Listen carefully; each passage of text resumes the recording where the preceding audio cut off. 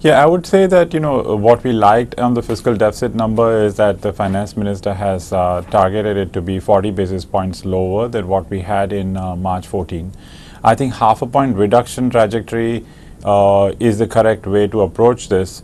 But at the same time, we would have felt better if the financial 14 number would have been revised to 5% and then showing half a point reduction from there, because currently the number that we have for March 15 at 4.1 does seem to be optimistic.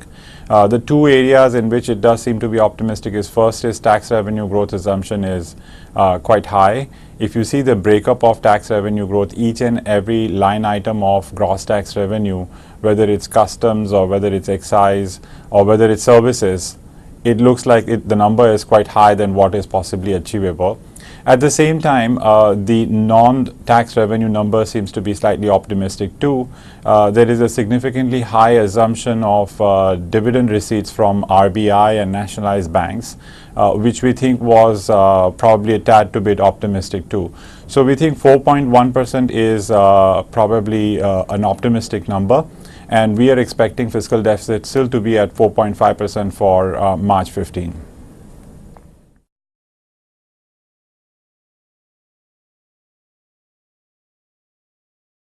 Well, on the INR, I think to the extent to which the budget goes to enable some of the capital market related inflows into India, it will mean that there will be support to capital inflows and there will be some kind of a pressure on the currency to not depreciate. We have been arguing that the currency should be weaker because India's inflation is still higher than its trade partners. So as such, to maintain competitiveness of the currency, it should be depreciating. However, these capital inflows will ensure that we will be struggling to achieve that depreciation. RBI is probably trying its best to prevent appreciation, and we've seen a lot of capital inflows come in, but the rupee has not appreciated. So that's the kind of outcome that we still see going forward, a stable rupee with capital inflows coming in, RBI defending any appreciation that you would be seeing from the pressure of capital inflows.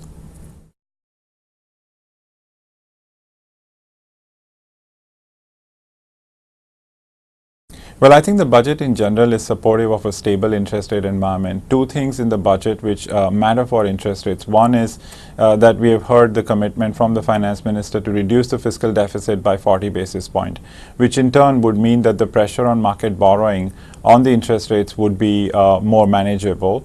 Second is that we are all looking for inflation number to head lower, apart from that weather-related anomalies, which is going to keep it high in the next 3-4 months.